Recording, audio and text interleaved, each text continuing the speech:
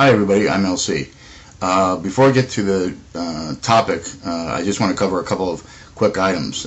First of all, I don't like to do two back-to-back your says, but I came across some news that I really wanted to talk about. And I also hesitated about doing a your say on this topic because I don't want to seem like I'm trying to incite trouble. But that's not the only reason. I also hesitated doing it because I didn't want to go through all the usual necessary white person's pre-conversation disclaimers that I feel compelled to give before discussing any issues having to do with black issues. You know, the ones I'm trying not to sound racist, and I'm not a racist, but I'm not trying to be mean, but even though, you know, because even with a good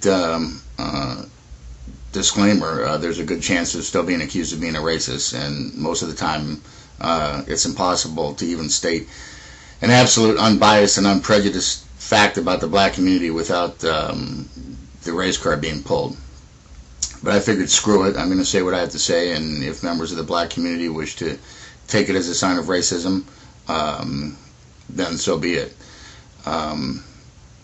And one more quick thing, using the term African American now apparently to describe a person who is black is no longer acceptable to the part of the black community, at least with African ancestry.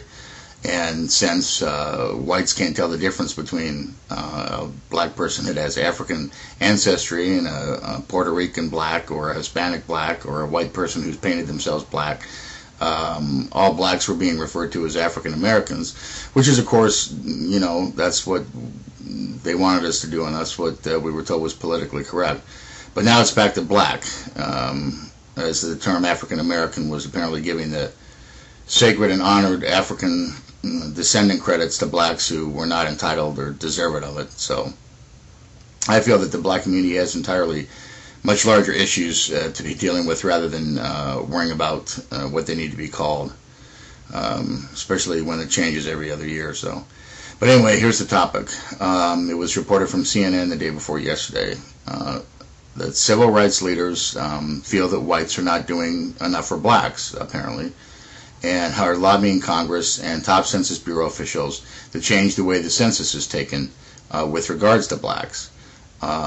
These civil rights leaders met on Wednesday with the Commerce Secretary Gary Locke and NAACP member Benjamin Jealous led the delegates, which were made up of himself, a woman named Corinne Yu, who's the director of Council on Civil Rights, and then, of course, rounding out the table of black delegates were, you know, those famous two men who make certain that if they themselves can't start some racial issues, that at least they'll get themselves involved in whatever issue someone else is starting, especially if their camera's around. Anyway, you know who they are. But this desire for policy change has nothing to do with having an accurate account as to how many blacks are in the country. It has to do with money. To begin with, they want the government to hire more black census takers because they feel that black census takers will know black communities and the residents better. First of all, blacks hate other blacks more than they hate whites. And on top of that, I don't understand what makes NAACP think that a government representative who is black is going to be able to gather more information than one who's white. I mean, blacks don't like talking to anyone from the government, period, no matter what color they are.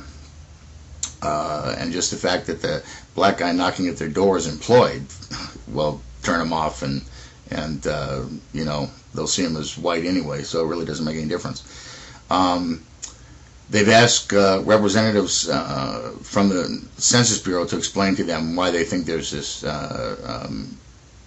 miscounting of the black population, and the representatives from the Census Bureau explain to them that blacks make up a very large part of what the Census Bureau calls the hard to count group, which also includes the poor, homeless, children, immigrants, people displaced by disasters, people whose homes have been foreclosed, fugitives, those who don't cooperate because they're afraid of either law enforcement or the government, or both, and citizens of other ethnic minorities. Well, this didn't apparently sit well with the civil rights leaders, and they continue to insist that if the Census Bureau had more black management and black census takers, then there wouldn't be a problem getting the needed information to make a proper count of the black population. As usual, instead of addressing the core underlying reasons that it's difficult to get a proper count of blacks, they blame the whites for not hiring enough blacks. But here comes the best part of the story. These civil rights leaders are demanding that the current method of counting blacks in prison be changed, because they feel that not enough money is making its way to the black communities and neighborhoods. And since one of the reasons the census is taken in the first place is for financial disbursement to states and local governments, so these civil rights leaders want the black individuals in prison to be counted as a member of the community from which they came, and not a member of the state the prisons in. Now, this is what I don't understand. First of all, the state where they're incarcerated is at least partially paying for their stay. So why should the money be taken from there and given to a place where the prisoner is not living, is not currently living, has not been living, and might not ever live there again? And because these civil rights leaders want the money to go to black communities, they're going to use incarcerated blacks to help fund other blacks in areas where most of the blacks are either unemployed or in prison anyway. Now, these civil rights leaders say that there are 1.3 million African Americans in prison out of a total of a black population of 40 million. Now, I'm really confused on that, on a couple of points. First of all, they say that blacks are not getting a fair and correct count in the census, yet they seem very clear as to how many are incarcerated, and very clear out of the sum total of how many blacks there are. So I guess they can use those counts, those numbers, and have them be correct when it benefits them. But I guess those numbers are completely inaccurate when it doesn't help their cause. Now, when I said that there are 1.3 million African Americans in prison out of a total black population of 40 million, that was an exact quote from the head of the AANCP. So that harkens back to the problem of the black community the problem of the black community has being called African American, unless you're really African. 1.3 African Americans are in prison out of a total population of 40 million blacks.